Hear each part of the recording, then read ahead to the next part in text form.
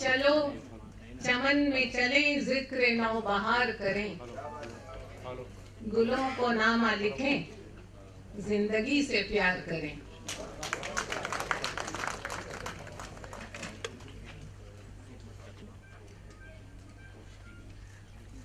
सुलभ मूवमेंट के संस्थापक डॉक्टर बिंदेश्वर पाठक साहब, शाहिद मेहदी साहब, निखत साहिबा, हमारे दोस्त, स्टेज पर तशरीफ फरमा नौजवान शोरा, आप सब सुखन शनास दोस्तों, and my age no bar young at heart friends. जश्न नौबहार में हम आप सबका इस्तकबाल करते हैं। युग कवि गोपाल दास नीरज का 93 बरस की उम्र में कल निधन हो गया। शायरी का मीरे कारवां गुजर गया और अब हम लोग एक रोज क्या उम्र भर गुबार देखते रहे। हम आप सब की और जश्न बहार ट्रस्ट की जानिब से अदब की दुनिया की इस अजीम शख्सियत को, दार्शनिक कवि को श्रद्धांजलि अर्पित करते हैं। गीत उन्मन है, गजल चुप है, रुबाई है दुखी, ऐसे माहौल में नीरज को बुलाया जाए। Jashn Bahar trust dedicates this program to his memory. उनकी यादों को सलाम। हम बहुत विनम्रता से नौबहार का प्रथम पुष्प उनकी स्मृति शेष को अर्पित समर्पित करते हैं। दोस्तों, गुज़िश्ता 20 बरस से परवरिशे लौहो कलम जश्न बहार का मोटो रहा है और अपनी मुश्तरका तहजीब की खिदमत हमारा मिशन है। आज आप सब के साथ हम इस रिवायत में एक नया वर्ग जोड़ रहे हैं। जश्न नौबहार नस्ल नौ की अदबी काविशों की हमारे ज़बान और अदब के मुस्तकबिल की आबियारी की सिमत एक पहल है। ग्लोबलाइजेशन के इस दौर में जिंदगी की रफ्तार पुराने वक्तों के मुकाबले कहीं ज्यादा है। We are all traveling along the worldwide web of information superhighways at amazing speeds, creating a blur and mix of languages and literature. आप सब भी हमसे इत्तफाक करेंगे कि सिर्फ जेन जेड यानी 21वीं सदी की नस्ल नौ ही इस सुपरफास्ट दौर का पार पा सकती है, इसके हम कदम रह सकती है। हमारे दौर में तो हिज्रो विसाल, इंतजार, इजहार, इसरार के लिए हम सब के पास वक्त था, और अब तो आई लव यू और उधर से अगर आई लव यू टू की आवाज नहीं आई तो हम आगे बढ़ के फौरन आगे बढ़ के किसी और को आई लव यू टू कहेंगे। तो संजीदा बात यह है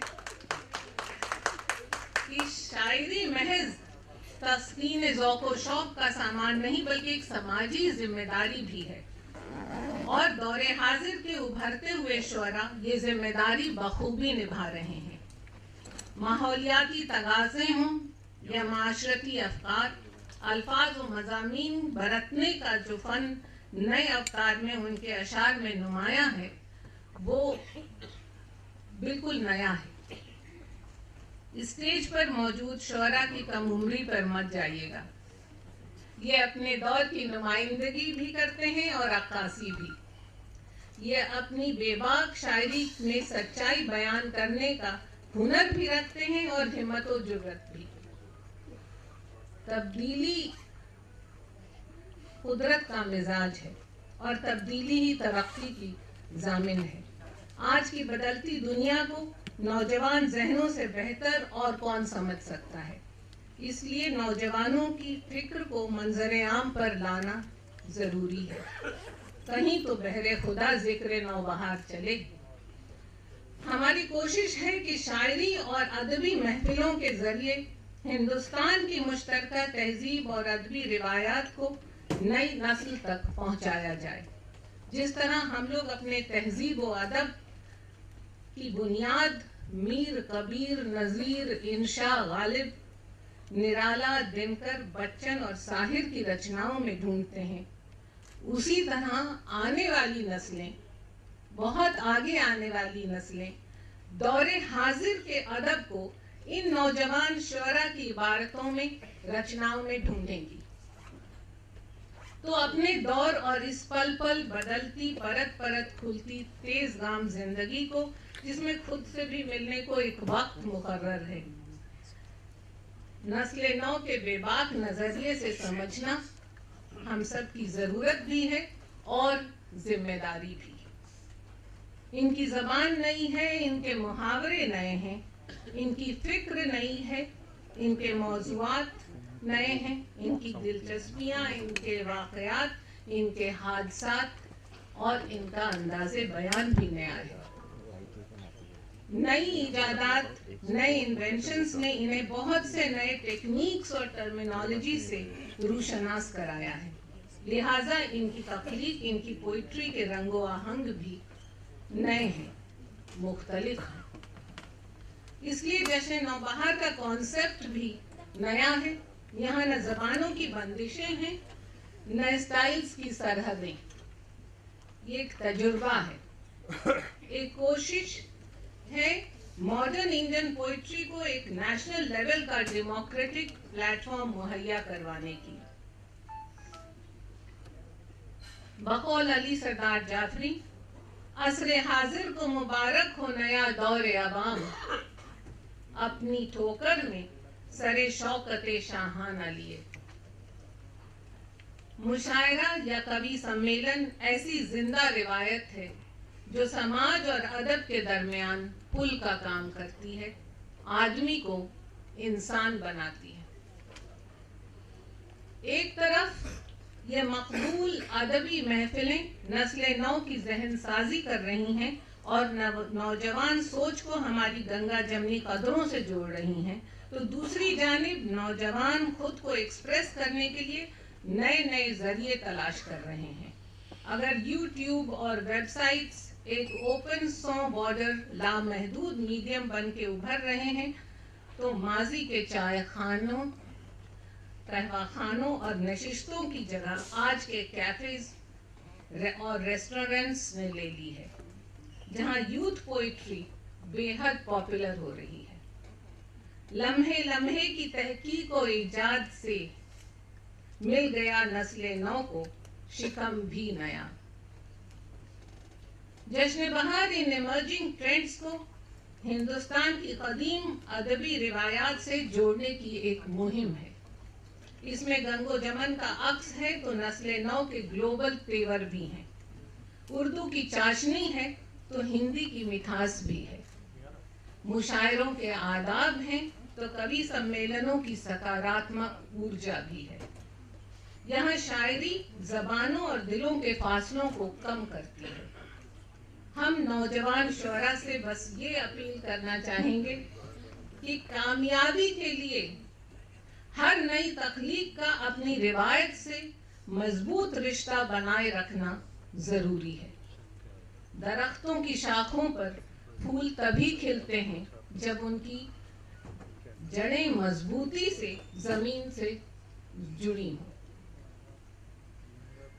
और हाँ, एक और बेहद ज़रूरी बात कि नस्ल नौ के तख्लीकारों की हौसला अफजाई और रहबरी करना उस्ताद शुअरा की जिम्मेदारी भी है और अदबी फरीज़ा भी। मैं यहाँ कई अपने दोस्त शायर को देख रही हूँ, इसलिए तो दोस्तों, हिंदुस्तानी अदब की जदीदियत को मंजर आम पे लाने की गरज से, नई नस्ल के हौसलों को परवाज देने की गरज से, अपने मुश्तरका तहजीब सांझी संस्कृति की हिफाजत की गरज से जश्न बहार ट्रस्ट ने जश्न नौबहार का इनकाद किया है। जश्न बहार ट्रस्ट को हमारे फ्लैगशिप प्रोग्राम मुशायरा जश्न बहार को गुज़िश्ता 20 बरस से आप सब की मोहब्बतें हासिल रही हैं। हमें यकीन है कि नौबहार को भी आप अपनी मोहब्बतों से नवाजेंगे। हम शुक्रगुजार हैं दिल्ली सरकार की हिंदी अकादमी और उर्दू अकादमी के। इन दोनों अदबी इदारों ने इस नए प्रोग्राम के इनकाद के लिए जश्न बहार ट्रस्ट की पुरखुलूस मदद की है। एक बात और कि मजहब को ज़बानें दरकार हैं, पर ज़बानों का कोई मजहब नहीं होता। और अगर नीरज की ज़बान में कहें तो अब तो मजहब कोई ऐसा भी चलाया जाए जिसमें इंसान को इंसान बनाया जाए। हम आप सब दानिशमंद दोस्तों का जश्न नौबहार में एक बार फिर इस्तकबाल करते हैं और स्टेज पर तशरीफ फरमा अपने नौजवान दोस्तों के लिए बस यही कि कभी हो तो नए युग का गान लिख दो, कभी हो तो नए युग का गान लिख दो, रक्त में बहता हुआ अभिमान लिख दो, प्रांत भाषा धर्म से बाहर निकलकर तुम उभरता नया हिंदुस्तान लिख दो। साहिब कलम, माहिर कानून, हम्मा जहद शख्सियत के मालिक doctor Saif Mahmood gen next के लिए रोल मॉडल हैं। तो हम उन्हें आवाज देते हैं कि नौबहार की कमान संभालें ताकि गुलशन का कारोबार आगे चले। कहो सबा से के बैठे हैं रिंद जाम बकफ, कहो सबा से के बैठे हैं रिंद जाम बकफ, चमन में काफिलाए नौबहार लेके चले। शुक्रिया।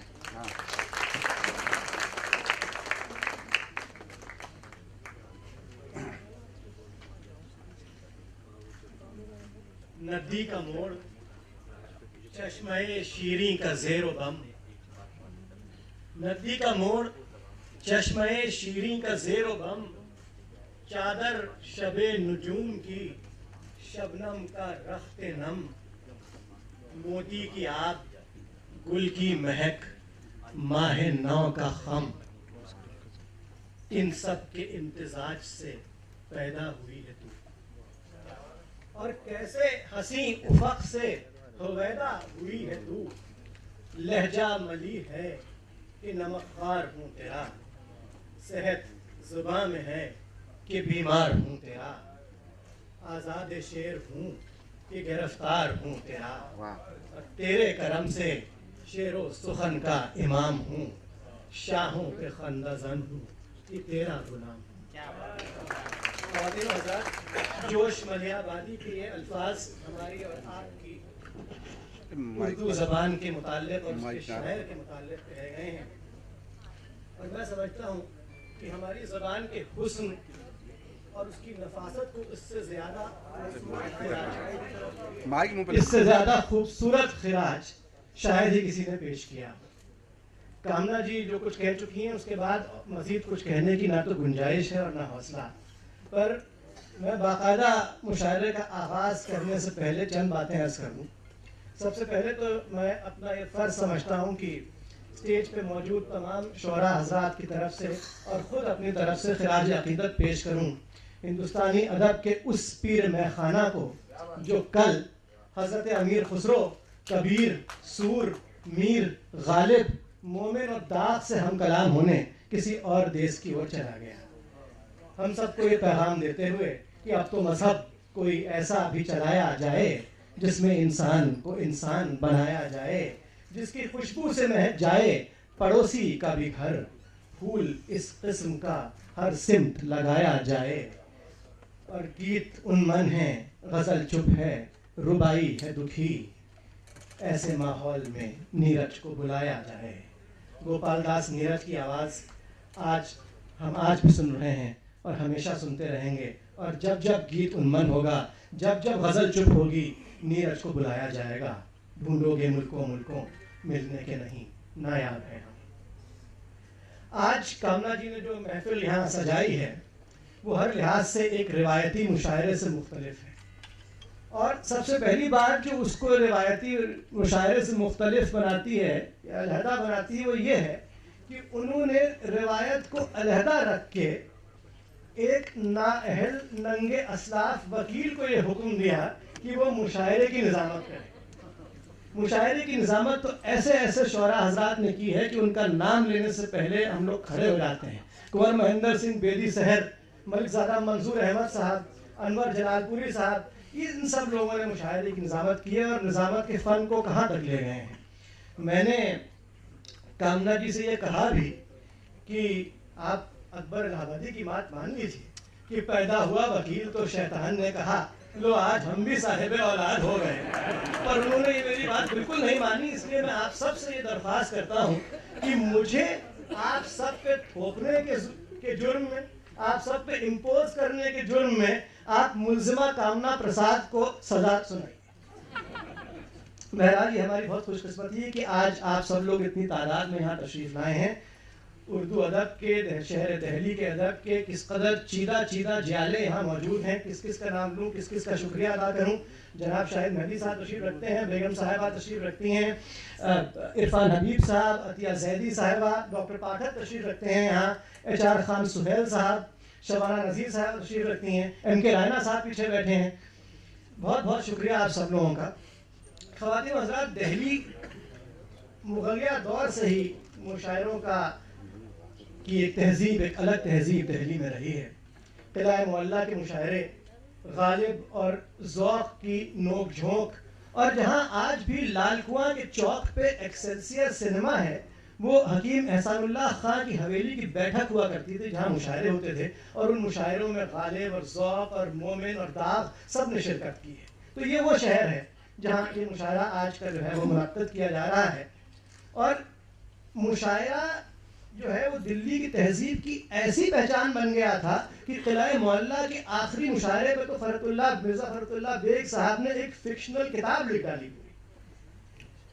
उस तहजीब के मुहाफ़िज़ान में आज के दौर में जो लोग मुशायरे को ज़िंदा रखे हुए हैं और उसकी तहजीब को महफूज रखे हैं, उसमें जश्न बहार ट्रस्ट और कामना प्रसाद साहिबा का एक बहुत अहम मकाम है और हम सब उनके बहुत शुक्रगुजार हैं। बकौल प्रोफेसर इकबाल अजीम, कदम कदम पे मुरतब हुआ है अफसाना, जिधर जिधर से गुजरता गया है परवाना। और इसी अफसाने को मज़ीद आगे बढ़ाने के लिए आज ये मुशायरा जश्न नौ बहार मुनक्किद किया गया है। ये मुशायरा एक तरफ तो रिवायत से ज़रा हट के है, वहीं दूसरी तरफ ये उर्दू अदब की उस आवाज़ को भी लब्बैक कहता है कि आओ कि कोई ख्वाब बुने कल के वास्ते, वरना ये रात आज के संगीन दौर की डस लेगी जानो दिल को कुछ इस तरह कि जानो दिल ता उम्र फिर ना कोई हसीन ख्वाब बुन सके। जैसा कामना साहिबा ने फरमाया, जो नौजवान शोरा आज यहाँ तशरीफ रखते हैं और जो आज यहाँ जलवा अफरोज होने वाले हैं आपके सामने, उनकी सोच अलग है, उनका अंदाज अलग है, उनके इश्तिहारे अलग हैं, उनके इश्यूज अलग हैं, उनके सब्जेक्ट्स बिल्कुल अलग हैं। शायद कई चीज़ें तो ऐसी हैं जो रिवायती मुशायरे के प्लेटफॉर्म पे शायरी मानी भी ना जाए, लेकिन ज़रूरी ये है कि हमको आज के सच का एतराफ़ करना है। और आज का सच ये है कि जो मिलियनियल जनरेशन है, ये अपनी एक अलग ज़बान, नए मौज़ूआत के ज़रिए अपनी एक अलहदा पहचान बना चुकी है। अब आप उसे शायरी कहें, ना कहें, कुछ और कहें, उसको आप नज़रअंदाज नहीं कर सकते। जॉन एलिया साहब ने फरमाया था कि बहुत से लोगों को पढ़ना चाहिए मगर वो लिख रहे हैं। यकीनन ये बात सही है, लेकिन ये बात भी उतनी ही सही है कि हमें उन लोगों को सुनना चाहिए जो लोग लिख रहे हैं। इनके यहाँ सिर्फ गुलो बुलबुल और मैखाना और महबूब नहीं है, इनके यहाँ दलित पीड़ा है, इनके यहाँ LGBT के हुकूक हैं, इनके यहाँ विमेंस लिबरेशन है, इनके यहाँ फ्रीडम ऑफ स्पीच है, इनके यहाँ कंपैरेटिव कॉन्स्टिट्यूशनलिज्म है, इनके यहाँ सड़क चलते आम नौजवान की रोज़मर्रा की ज़िंदगी के जो जद्दोजहद है, उसके जो इश्यूज़ हैं, वो सब पाए जाते हैं। तो ख़वातीन व हज़रात, ये आपकी भी आजमाइश का वक्त है कि आप इस बदलती तहजीब को और किस हद तक समझते हैं, किस हद तक इसको सराह पाते हैं। अमजद इस्लाम अमजद साहब मुशायरा जश्न बहार को रौनक कर चुके हैं, कई बार उसकी रौनक रह चुके हैं। मैं उनकी एक छोटी सी नज़म से अपनी बात ख़त्म करता हूँ, उसके बाद पहले शायर को ज़हमत दूंगा। नज़्म है अली ज़ीशान के लिए, एक नज़्म, अली ज़ीशान उनके बेटे का नाम है। मेरे बेटे ने आंखें एक नई दुनिया में खोली हैं, उसे वो ख्वाब कैसे दूं जिन्हें ताबीर करने में मेरी ये उम्र गुजरी है। मेरी ताज़ीम की खातिर वो उनको ले तो ले शायद, मगर जो जिंदगी उसको मिली है उसके दामन में हमारे अहद की कदरें तो क्या, यादें भी कम कम हैं। अनोखे फूल हैं उसके, निराले उसके मौसम हैं। नई दुनिया नई बस्ती में जीना चाहता है वो, और अपने ख्वाब की हस्ती में जीना चाहता है वो। उसे कैसे बताऊं मैं, अज़ल से आज तक जितने मोहब्बत करने वाले हैं सभी की एक कहानी है। नई लगती तो है लेकिन हकीकत में पुरानी है। उसे कैसे बताऊं मैं कि मेरे बाप की बातें मुझे भी एक ऐसे दौर का अहवाल लगती थीं जो एक भूला फसाना था। मैं उसकी जेब के मतरूक सिक्कों को कहाँ रखता कि वो मेरा जमाना था। नए बाजार थे मेरे, करेंसी और थी मेरी, वो बस्ती और थी मेरी, मगर फिर ये खुला मुझ पर नया कुछ भी नहीं शायद। असल से एक मंजर है, फकत आंखें बदलती हैं। मेरी नजरों का धोखा था कि ये चीजें बदलती हैं। उसे कैसे बताऊं मैं कि ये इरफान का लम्हा अभी उस तक नहीं पहुंचा।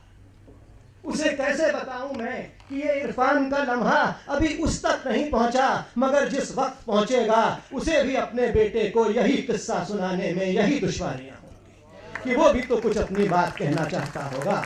नई बस्ती नई दुनिया में रहना चाहता होगा और अपने ख्वाब की हस्ती में रहना चाहता होगा। उसे कैसे बताऊं मैं। बहुत बहुत शुक्रिया आपका। मोमिन आया है बज़्म में तेरी, मोमिन आया है बज़्म में तेरी, सोहबते आदमी मुबारक हो। दोस्तों, जश्न नौबहार में हर दिल अजीज और जिंदा दिल डेप्यूटी चीफ मिनिस्टर जनाब मनीष सिसोदिया तशरीफ लाए हैं। नौबहार की यूथफुल एनर्जी उन्हें खींच लाई है और यूं भी जब जब सियासत को जरूरत हुई है अदब ने सहारा दिया है।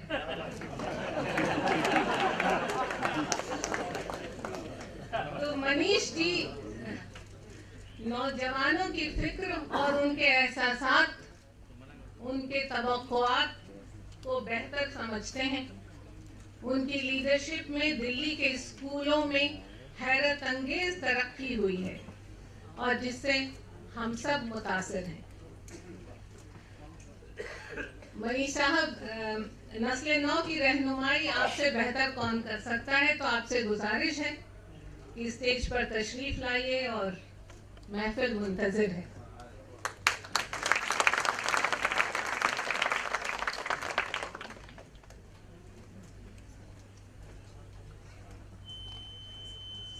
आप सबको नमस्कार। और इतने खूबसूरत नौबहार चल रही है और देखो पास से धुंधला जरूर दिखता है, पास से साफ साफ भी दिखने लगता है। फिर अगर दिल साफ करके पास आ जाओ तो साफ साफ भी दिखता है। तो बहुत बहुत मैं मुबारक देने आया था इस नौबहार को, और तमाम लोग जो इस नौबहार के दीवाने हैं उनको मैं भी इस नौबहार का दीवानगी में यहाँ पहुँचा हूँ, इसलिए शुक्रिया इस आयोजन के लिए। अभी कामना जी बता रही थी कि एजुकेशन में कुछ काम कर रहे हैं। मैंने एजुकेशन में भी पिछले साल एक प्रयोग किया था, हर साल करने के लिए किया है। हमने गवर्नमेंट स्कूल के बच्चों को कहा कि आपके अंदर अगर कुछ लिखने के लिए मन है, कविता, गीत, कहानी, तो एक अलग तरह से हमने प्रतियोगिता कराई और सब बच्चों को मौका दिया जो लिख सकता है। इसलिए मुझे वहाँ से बैठे बैठे अचानक ख्याल आ गया उस चीज़ की। तो एक बाकी सब ने बहुत कुछ लिखा, बहुत अवार्ड वगैरह भी हुए, सब कुछ हुए। मुझे नहीं पता कि उस बच्ची को अवार्ड मिला कि नहीं मिला, पर मेरी जिज्ञासा थी कि गवर्नमेंट स्कूल में पढ़ने वाले झुग्गी वालों के बच्चे, अनऑथराइज्ड कॉलोनीज के बच्चे, अगर उनके हाथ में कलम और कॉपी दे के कहा जाए कि कवि बनने की इच्छा है तो पूरी करो, कहानी के लेखक बनने की इच्छा है तो पूरी करो। मैंने सोचा क्या लिखते हैं देखता हूँ। तो मैंने अधिकारियों को जिज्ञासावश वैसे ही बोला, मेरे को दिखा दो क्या लिखा है बच्चों ने। अवार्ड वगैरह में मेरा कोई इंटरवेंशन नहीं, जो आपकी क्वालिटी है वो पैनल कर लेगा। तो ऐसे पन्ने पलटते हुए एक रचना पे मेरी नज़र पड़ी और वो ऐसी जहन में बैठ गई उसकी एक लाइन। उसने दिल्ली के गवर्नमेंट स्कूलों की बदलती हुई कहानी पे एक कविता लिखी थी बच्ची ने, शायद 9th या 10th क्लास की बच्ची थी, और वो क्या पकड़ रही है वो घर में और वो क्या एक्सप्रेस करना चाह रही है मैं आपके सामने बताना चाहता हूँ। लड़की लिखती है, बताती है कि मेरी बड़ी इच्छा थी मैं पढ़ने का मौका मिले। फिर उसने एक लाइन लिखी कि मैं, भाई पढ़ेगा प्राइवेट में और मैं जाऊं सरकारी। मेरे मन में भी मैं, मतलब फिर आगे लिखती है कि मैं बहुत अच्छा पढ़ना चाहती हूँ, मैं भी अपने सपनों को सच करना चाहती हूँ। लेकिन उसने एक सामान्य परिवार की और सामान्य भारतीय डिसीजन मेकिंग पॉलिसी को क्वेश्चन किया है कि आपके घर में लड़की और लड़का जब हों और आपको पता हो कि सरकारी स्कूलों में पढ़ाई बहुत अच्छी नहीं होती है और अच्छी पढ़ाई के लिए कुछ खर्च करना पड़ता है, तो एक फैमिली डिसाइड करती है कि लड़के को अच्छा वाला पढ़ा देते हैं फीस देके, और लड़की को तो सरकारी में पढ़ा देंगे, अंत में सर्टिफिकेट लेके शादी तो करनी है। वहां से वो लड़की अपने आप को एक्सप्रेस करती है कि भाई पढ़ेगा प्राइवेट में, मैं जाऊं सरकारी। ये विडंबना थी भाई। तो उसकी उस विडंबना, उसको मौका मिला 9th क्लास में, तो ये पास से आने पे कुछ कुछ चीजें साफ हो जाती हैं दोस्त, और हो रही हैं, हो जाएंगी। बस आप लोग इसी तरह से कल्चर का एक्सचेंज करते रहिए, मिलजुल के करते रहिए। हम जहाँ बैठे हैं वहाँ भी बहुत सारी चीज़ें साफ करने की ज़रूरत है। हम और कुमार बहुत दिन से चर्चा करते रहे हैं कि दिल्ली में बहुत सारी और भाषाओं की अकेडमी होनी चाहिए। मैंने अभी जब पीछे अकेडमी बनाने का प्रस्ताव शुरू किया तो मुझसे पूछा गया, सर ये बताइए इन बाकी भाषाओं के यहाँ टेकर्स कितने हैं? मैंने कहा भाषाएं अगर टेकर्स के हिसाब से चलने लगी होती तो बचती नहीं फिर, और कम से कम सरकारें जब अकेडमी बनाए तो भाषाओं के टेकर्स के हिसाब से नहीं बनाए। तो हम कोशिश कर रहे हैं जल्दी ही आपको दिल्ली में देश की लगभग हर भाषा की अकेडमी और उसके कार्यक्रम और उसके गीत संगीत साहित्य के कार्यक्रम, उसमें हम सब लोगों को मिलेंगे। मैं आपको फिर से यहाँ आने के लिए और बुलाने के लिए और इसको सजाने के लिए बहुत बहुत धन्यवाद आपका। बहुत बहुत शुक्रिया मनीष सिसोदिया साहब, आपकी अदबी खिदमात के हम सब मुतरफ हैं, and we are very thankful to you for your singular contribution in making our state more literature friendly than it was earlier. Thank you very much. जश्न नौबहार का आगाज करने के लिए दावत दे रहा हूँ एक ऐसे नौजवान शायर को जिसका ताल्लुक जम्मू कश्मीर से है और जिसने अपने कलाम में ख़ास तौर पे ओपन माइक के ज़रिए जो मरकज़ी धारे हैं, जो मेन स्ट्रीम है, उसको ललकारा है। चाहे वो इज़हार राय की आज़ादी हो, फ्रीडम ऑफ एक्सप्रेशन हो, चाहे वो सेक्शन 377 का मामला हो, इस नौजवान शायर ने अपनी आवाज़ हर मौजू पर बुलंद रखी है। मैं उन्हीं के चंद मिसरों के साथ दावत कलाम दे रहा हूँ रमनीक सिंह को। बड़ा मुश्किल हो जाता है तसव्वुर करना उन कब्रों का जो मकीन बनती हैं, उनकी जो मरते नहीं गायब हो जाते हैं। ज़माना बदल गया है, ज़मीनें महंगी हो गई हैं, कब्रों में अब मुर्दे नहीं रखे जाते। खुदाई होती है कभी कब्रिस्तानों की तो सड़ी गली हालत में कुछ ज़मीर निकलते हैं। बड़ा मुश्किल है, बेवकूफ़ी है सरासर तसव्वुर करना उन कब्रों का जो हैं ही नहीं। जनाब रमनीक सिंह साहब।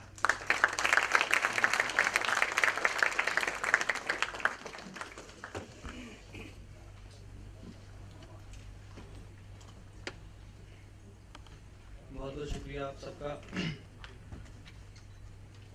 ये मेरे लिए पहला मुशायरा है और मैं इसलिए भी थोड़ा नर्वस था कि अपने तरह के तमाम नौजवानों को जो इस तरह की नशिस्तों से दूर रहते हैं उनकी नुमाइंदगी कर रहा हूँ। तो मैं होप करता हूँ कि आज जो भी पढ़ूँगा मतलब वो आप सब उसे समझेंगे और जो दो जनरेशन्स के बीच हमेशा से पेरिनियल गैप रहा है उसको ब्रिज करने में थोड़ी आसानी होगी। टॉयलेट के दरवाजे की निचली चौखट वाली पट्टी पार करके चींटियों की एक रेल आती है। टॉयलेट के दरवाजे की निचली चौखट वाली पट्टी पार करके चींटियों की एक रेल आती है जिसे देखते देखते अचानक जोरदार ताकत का एहसास होता है और मैं चेतना से मुक्त पानी का मग्गा भर के सबको एक साथ बहा देता हूँ। जहन में गूंज उठती है नरसंहार, ताजुब में, खुशी में, उपकार के रूप में के या खुशी के रूप में कि चींटी के जीवन से ने मुक्ति दिला दी। तभी जान बचाने की अफरा तफरी में व्यस्त दो सर्वाइवर चींटियों पर ध्यान जाता है। संभाल कर धीरे से दोनों के चारों ओर पानी का घेरा बना लेता हूँ। दुगना मजा आता है। मौत देने का असली सुख उसका तमाशा देखने में है।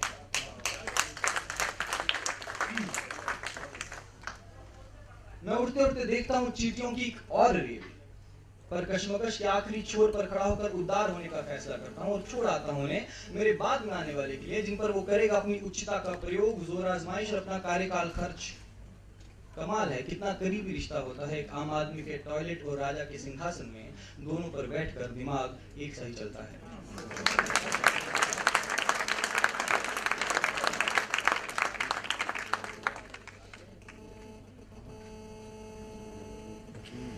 घर जब टूटता है बहुत जोर की आवाज करता है। घर जब टूटता है बहुत जोर की आवाज करता है। सब कुछ एक रात की पलटी पे समझ नहीं आता। रास्ते का बीच से कट जाना था तुम्हारा चले जाना। चेहरों, इलाकों, संभावनाओं, विकल्पों का बट जाना, सरगम से नी का छूट जाना, धूप का 10 परत फीका हो जाना था तुम्हारा चले जाना। और फिर इन सब से बुरा देखना, निभाते खुद को जिम्मेदारियां, समझते कि दावे सच होते हैं पर जिस पल किए जाते हैं उसी पल तक महदूद होता है उनका यथार्थ। तुम्हारा धीरे धीरे सर्क जाना चेतना से दुखद है। दुख जो लगता है चेहरों पे किसी बड़ी आग से उठे सेक के गुबार की तरह। तुम्हें भूल जाता हूँ जैसे जाड़े के मौसम में ठिठुरते बदन के जहन से गायब हो जाता है गर्मियों का ख्याल और फिर लौटता है सर्दियों की आखिरी शाम के बाद। तुम्हारा चले जाना था मेरी सबसे बड़ी असफलता, जिसका सर्टिफिकेट मैं जब जब घर बदलता हूँ तो नए घर की दीवारों पर पहले से ही लगा मिलता है। बहुत जोर की आवाज करता है घर जब टूटता है। अहम के दराज में रखी माफियां चुपचाप बैठी रहती हैं मलबे के नीचे और उभर आती हैं आत्मा पर ताजे जख्म की तरह, दिखती नहीं दुखती।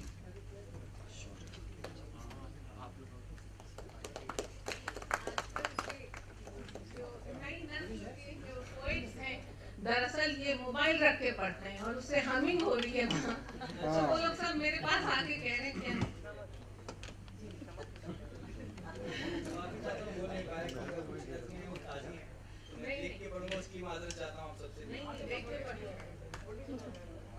मोबाइल हटा दीजिए।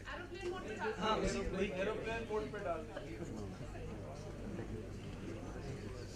कोशिश कर रहा था बैलेंस करने की।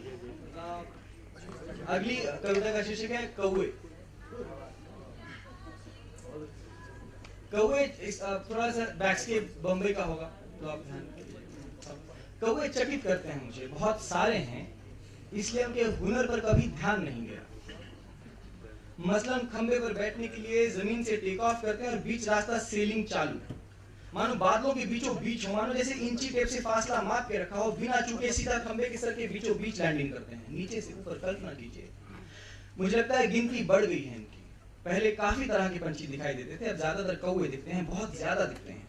कुछ रोज पहले गोरेगांव स्टेशन के पास एक किंगफिशर दिखा। कल्पना कीजिए, चुपचाप बैठा, कन्विंस लग रहा था कि कैमोफ्लाज है, लेकिन उसकी परेशानी साफ साफ दिख रही थी कि अपनी टेरिटरी से निकाल दिया गया है। कल्पना कीजिए कि साईफाई फिल्मों की तरह एक ईगल कौवे ने टेक्नोलॉजी चुराकर बना दी, अपने हजारों लाखों क्लोन और नजरें मिलाकर बना रहा हो सबको अपने जैसा। कल्पना कीजिए आपकी खिड़की पर आकर जो ड्रिफ्ट मारता है वो कौवा नहीं कबूतर है, हंस है। जो कोयल आपको दिखाई देती है मन से कौवा हो चुकी है, कू कू नहीं काए काए करती है। शहर के तमाम पंछियों की जात बदल गई है। कल्पना कीजिए आप जो भी आप वो नहीं थे, आप बुलबुल थे, ड्रोंगो थे, पैराडाइज फ्लाई कैचर थे, पर आप कौवे हो गए। आपके घोंसले में कोयल के अंडे हैं जिनसे आप इल्म भर की दूरी पे हैं। बच्चे किसी के भी हों, मन में मोहब्बत और ममता का ही संचार करते हैं, पर अब आप जो कौवे हो गए हैं, आप उन अंडों को खा जाना चाहते हैं, उन्हें नीचे गिराने की मंशा रखते हैं। कल्पना कीजिए कि दुनिया में सिर्फ कौवे ही बचे हैं।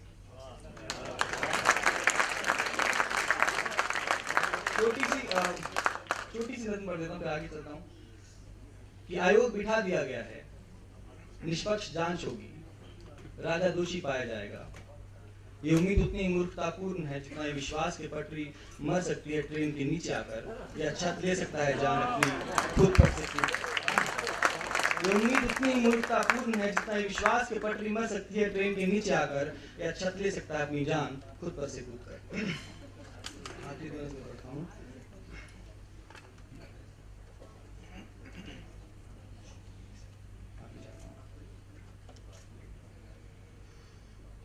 इसका शीर्षक है लड़ाई। जो लड़ाई में सबसे आगे खड़ा है और उसमें जो बिल्कुल नहीं लड़ रहा, कोई अंतर नहीं। जो लड़ रहा है उसका विश्वास रूपी वहम के उसके बिना शायद क्रांति स्थगित हो जाए पतंगे की तरह लगाए रखता है उसे क्रांति के विचारों की आंच के आगे पीछे। लड़ाई है अब तक के हुए लड़ाकों के जीवन का कुल, होने वाले लड़ाकों की असफलताओं का सार। लड़ाई का अंत सिर्फ उसके एक भाग का अंत होता है। कोई नहीं जानता कि लड़ाई खत्म होने के बाद दुनिया कैसे दिखती है। जो लड़ रहा है उसे नहीं मालूम कितनी पीढ़ियां दशक सदियों के आगे शुरू होगा उसकी लड़ाई का अंतिम भाग। वो लड़ रहा है ना लड़ने के विकल्प की गैर हाजिरी में भी। जो नहीं लड़ रहा उसने छोड़ दिए हैं पढ़ने अखबार, सीख लिया है अनदेखा करना मानवता से लुप्त होती मानवीयता और नफरत के गुब्बारों में बदलते चेहरों को। जो लड़ रहा है वो जीतने के उद्देश्य या हारने की मंशा से लड़ रहा है। जो नहीं लड़ रहा हो सकता है वो जीत चुका है लड़ाई, आकर उतर चुका है अपने निष्कर्ष की नर्म रेत पर कि मुझे नहीं लड़ना।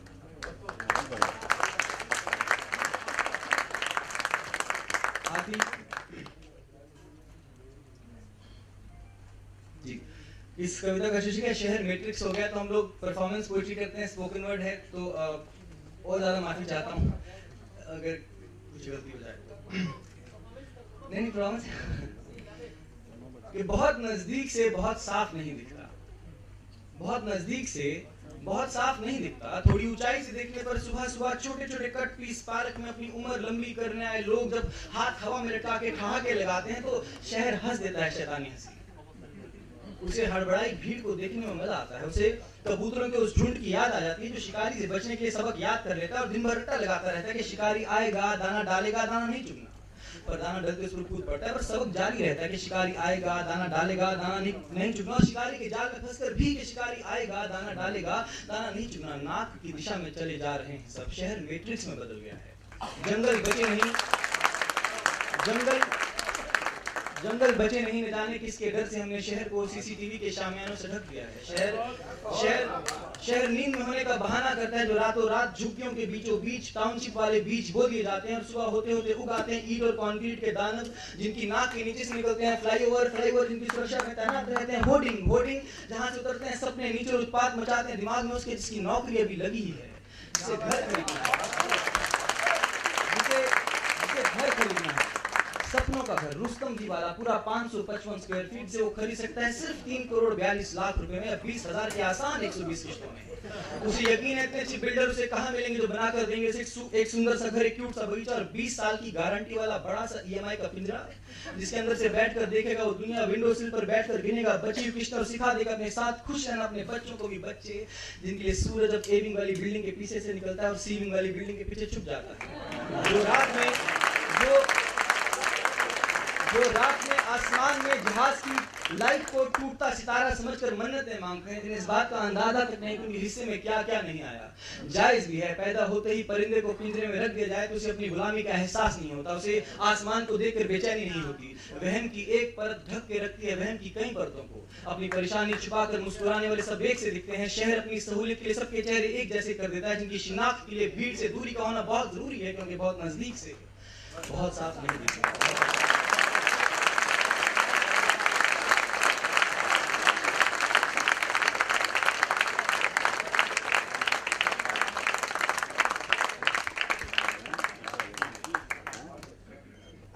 क्योंकि ये जन नेक्स्ट का मुशायरा है तो मैं भी ज़रा उनकी कुछ टर्मिनोलॉजी इस्तेमाल कर लेता हूँ। मार्केटिंग में एक लफ्ज़ इस्तेमाल किया जाता है, एक एक्सप्रेशन इस्तेमाल किया जाता है USP, यूनिक सेलिंग प्रोपोजिशन, कि वो ऐसी कौन सी एक चीज़ है जो आपके प्रोडक्ट को उस जैसे बाकी प्रोडक्ट से अलहदा बनाती है। तो अगर हिंदुस्तानी अदब का मुझसे पूछा जाए कि USP क्या है तो यकीनन मेरा जवाब यही होगा कि हिंदुस्तानी अदब का USP उसकी गंगा जमनी तहजीब है। अब चाहे वो 250 साल पहले लिखे गए नज़ीर के गीत हों, कृष्ण लीला हो उनकी, या 10 साल पहले लिखे गए निदा फाजली का कलाम हो, या फिर ये कि आप लोगों को याद होगा करीब 15-20 साल पहले दिल्ली में जो है गोश्त मिलना बंद हो गया था, जब उस environmental law issues abattoir was shut down. तो सागर खयामी साहब ने उस पर फरमाया कि 1 महीना हो चुका है बंद है हम पर मटन, 1 महीना हो चुका है बंद है हम पर मटन, दावतों में खा रहे हैं भिंडियां अहले सुखन, और खा के घुइयां क्या दिखलाएं शायरी का बातपन, हो गए पालक का पत्ता नाजुकी से गुलबदन, और नफरतों की जंग में देखो तो क्या क्या हो गया, नफरतों की जंग में देखो तो क्या क्या हो गया, बकरियां सब्जियां हिंदू हो गई, बकरा मुसलमान।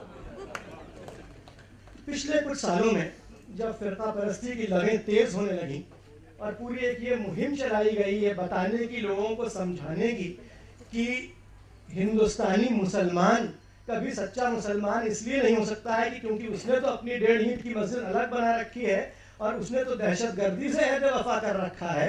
तो उस वक्त हमारे बम्बई के एक नौजवान शायर ने ये जिम्मेदारी समझी अपनी कि लोगों को वो ये बताए कि हिंदुस्तानी मुसलमान कैसा होता है।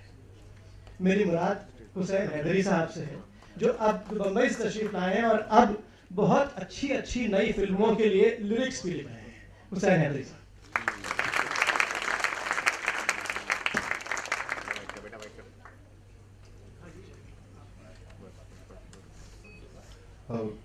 तो अपर्णा जी का, कामना जी का बहुत शुक्रिया। जश्न बहार को बहुत मुबारकबाद, पहला जो एडिशन है उसका, और मैं वो भी पढ़ दूंगा मगर कुछ तो मैं शुरू करता हूँ मैंने पढ़ना। पहली नज़्म का उन्वान है छिपकली। खाकी रंग दीवारों पर लटकती गांधी जी की बड़ी सी फोटो के पीछे से दोपहरी में एक लंबी भूरी सी छिपकली निकलती है।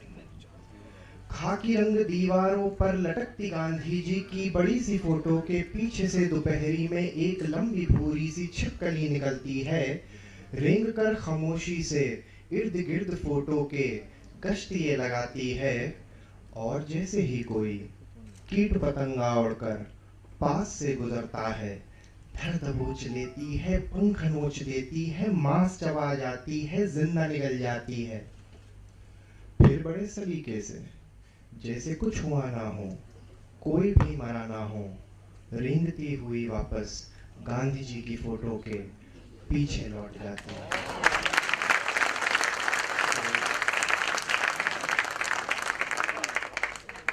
एक थोड़ी उर्दूआना एक नज़्म है, 2 खत। मेरी मेज पर तुम्हारे लिखे 2 खत रखे हैं, मेरी मेज पर तुम्हारे लिखे 2 खत रखे हैं, एक जो बरसों पहले का है, एक जो तुमने कल भेजा। जो खत बरसों पहले का है उस पर छिड़की इत्र की बूंदें भीनी भीनी महक रही हैं, तुम्हारे लफ्जों की चिंगारियां अब भी उस पर दहक रही हैं। मिसरों में एक बहाव भी है, लहजे का रख रखाव भी है, मेरा नाम लिखा है हक से, शायद इसीलिए कागज की शगुफ्तगी बरकरार भी है। ये जर्द अब तक हुआ नहीं है, जो खत तुमने कल लिखा है पहले खत से बड़ा जुदा है। कागज का चेहरा देखूं तो मैला है, उतरा उतरा है, मुझे यकीन है, बहुत यकीन है, इसे किसी और ने लिखा है। सन्नाटों की बू है इसमें, नाखूनों की धार है इसमें, मिसरों में कोई लोच नहीं है, लफ्ज बहुत बेजार है इसमें, तल्ख लकीरें खिंची हुई हैं, उलझन इनमें बसी हुई है। सो मैंने इन दोनों खतों को 2 हाथों में बांट लिया है, और ख्यालों के तूफान से एक ख्याल को छांट लिया है, कि इन खतों को लिखने वाले 2 शख्सों में से एक शख्स को आज मैं अक्सर भुला ही दूंगा। इन 2 खतों में से एक खत को आज मैं जाना जला ही दूंगा। तुम ही बताओ, बताओ तुम ही, कौन सा खत मैं आज जलाऊं, कौन सा खत मैं आज जलाऊं। एक झुकी झुकी में आग लग जाती है और 1-2 दिन खबर छपती है, फिर नहीं छपती, तो उसके ऊपर एक नज़्म लिखी थी, आग। मेरे चारों तरफ आग ही आग है, आग ही आग है। जाने किसके किचन का सिलेंडर फटा, या कहीं जलती सिगरेट का टुकड़ा गिरा। किसने चूल्हे से चुन्नी हटाई नहीं, किसने माचिस जलाकर बुझाई नहीं। ना दिवाली थी ना कोई बारात थी, जैसी ये रात है वैसी वो रात थी। कौन जाने थी साजिश या था हादसा, मेरे चारों तरफ आग ही आग है। अफरा तफरी में घर से निकल भागे सब, थोड़े बच आए सब, थोड़े जल आए सब। पैसे जेवर उठा लाए सियाने सभी, और बच्चे ले आए खिलौने सभी। बूढ़े लाठी मगर छोड़ आए वहीं, और कुछ बूढ़ों को छोड़ आए वहीं। जो न लपटों में लिपटा वो जिंदा बचा, मेरे चारों तरफ आग ही आग थी। रेंगती आग बस्ती के घर खा गई, कच्चे पक्के मकान सरबसर खा गई। फासले खा गई, कुर्बतें खा गई, सरबतें खा गई, गुर्बतें खा गई। ख्वाब आंखों में आंसू तले जल गए, राख यूं सब हुआ रूह तक जल गए। आशियानों का रास्ता हुआ लापता, मेरे चारों तरफ आग ही आग थी। आतिशें आसमानों को ऐसी उठी, जैसे बादल गलाने के अरमान हो। काले मंजर में काला धुआं यूं उठा, जैसे कालिख छुड़ाना तो आसान हो। लाशें जलती रहीं तब के मलबों में यूं, जैसे रोशन माहौलों में शमशान हो। मौत की रात थी, मौत का जश्न था, मेरे चारों तरफ आग ही आग थी। खैर छोड़ो कि अब जो हुआ सो हुआ, राख माथे पे मल के न हो मुब्तला। घर जो उजड़े हैं गिनना सरल तो नहीं, झुग्गियां ही जली हैं महल तो नहीं। कल का अखबार जाने दिखाएगा क्या, वहशतें सारी कागज पे लाएगा क्या। छोड़ देते हैं लोगों पे अब फैसला, मेरे चारों तरफ आग ही आग थी, आग ही आग थी। और एक जाती नज़्म है कि थोड़ा सुसाइडल आप जैसे फील करते तो आप फिर आप थोड़ा नहीं भी चेक करना चाहते हैं खुदकुशी, तो उस तरह का एक जज्बा रहता है कि नहीं कर सकते हम खुदकुशी, हमारे लिए मुमकिन नहीं है करना। इस नज़्म में अभी मैं मर नहीं सकता। ऐ मेरी जान के मुहाफिज सफेद पोश चारागर, नसों में सुइयां चुभाते हुए तू तो अब न डर। मैं खुद भी आज इस बिस्तर पे मरना चाहता हूँ, पर बहुत से काम बाकी हैं, अभी मैं मर नहीं सकता। अभी तालीम की खातिर जो सर पर कर्ज रखा है, उसे वापस चुकाना है। अभी सारे करीबी दोस्तों की शादियां होंगी, मुझे जश्नों में जा जाकर मुबारकबाद देना है। अभी भाई मेरा बच्चा है कंधे कागजी से है, उसे हर फर्ज से हर कार से आगाह करना है। अभी माँ को ये डर है कि वो अपनी वालिदा जैसे किसी भी लादवा बीमारी से मर जाएगी एक दिन, मुझे इस खौफ से उसको अभी आज़ाद करना है। अभी वालिद के चेहरे पर है तारीखी दरारें सो, उन्हें एक अज़्म का शीशा मुझे तोहफे में देना है। वो कारोबार जो गुर्बत से सरवत तक हमें लाया, वो बरसाए सदा बरकत दुआएं करनी बाकी हैं। अभी एक शख्स जिसकी उल्फतों की याद में हूँ मैं, वो अब अंधेरों में खामोश बैठा गुम सा रहता है।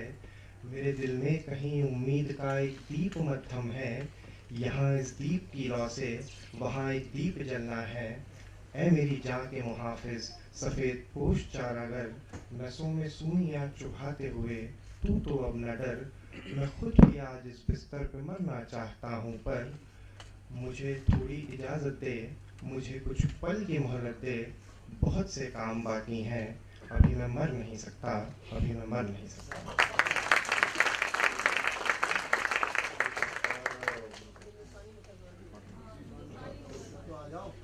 तो एक नज़्म है भाई जो हिंदुस्तानी मुसलमान करके, तो सड़क पे सिगरेट पीते वक्त जो अज़ान सुनाई दी मुझको, तो याद आया कि वक्त है क्या, और बात जहन में ये आई, मैं कैसा मुसलमान हूँ भाई। मैं शिया हूँ या सुन्नी हूँ, मैं खोजा हूँ या बोहरी हूँ, मैं गांव से हूँ या शहरी हूँ, मैं बागी हूँ या सूफी हूँ, मैं कौमी हूँ या ढोंगी हूँ, मैं कैसा मुसलमान हूँ भाई। मैं सजदा करने वाला हूँ या झटका खाने वाला हूँ, मैं टोपी पहन के फिरता हूँ या दाढ़ी उड़ा के रहता हूँ, मैं आयत कौल से पढ़ता हूँ या फिल्मी गाने रमता हूँ, मैं अल्लाह अल्लाह करता हूँ या शेखों से लड़ पड़ता हूँ, मैं कैसा मुसलमान हूँ भाई? मैं हिंदुस्तानी मुसलमान हूँ। दक्कन से हूँ, यूपी से हूँ, भोपाल से हूँ, दिल्ली से हूँ, बंगाल से हूँ, गुजरात से हूँ, हर ऊंची नीची जात से हूँ। मैं ही हूँ जुलाहा मोची भी, मैं डॉक्टर भी हूँ, दर्जी भी, मुझ में गीता का सार भी है, एक उर्दू का अखबार भी है, मेरा एक महीना रमज़ान भी है, मैंने किया तो गंगा स्नान भी है, अपने ही तौर से जीता हूँ, एक दो सिगरेट भी पीता हूँ, कोई नेता मेरी नस नस में नहीं, मैं किसी पार्टी के बस में नहीं, मैं हिंदुस्तानी मुसलमान हूँ।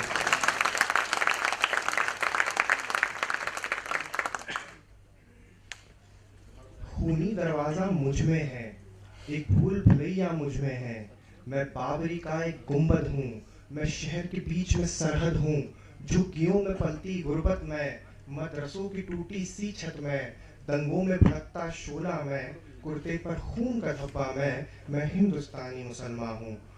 मंदिर की चौखट मेरी है, मस्जिद के किबले मेरे हैं, गुरुद्वारे का दरबार मेरा, यीशु के गिरजे मेरे हैं, 100 में से 14 हूँ लेकिन 14 ये कम नहीं पड़ते हैं, मैं पूरे 100 में बसता हूँ, पूरे 100 मुझ में बसते हैं। मुझे एक नज़र से देख न तू, मेरे एक नहीं 100 चेहरे हैं, 100 रंग के हैं किरदार मेरे, 100 कलम से लिखी कहानी हूँ, मैं जितना मुसलमान हूँ भाई, मैं उतना हिंदुस्तानी हूँ, मैं हिंदुस्तानी हूँ।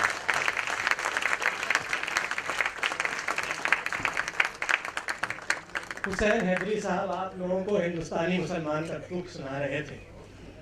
And you know the dilemma of every Indian Muslim has been encapsulated by Allama Iqbal.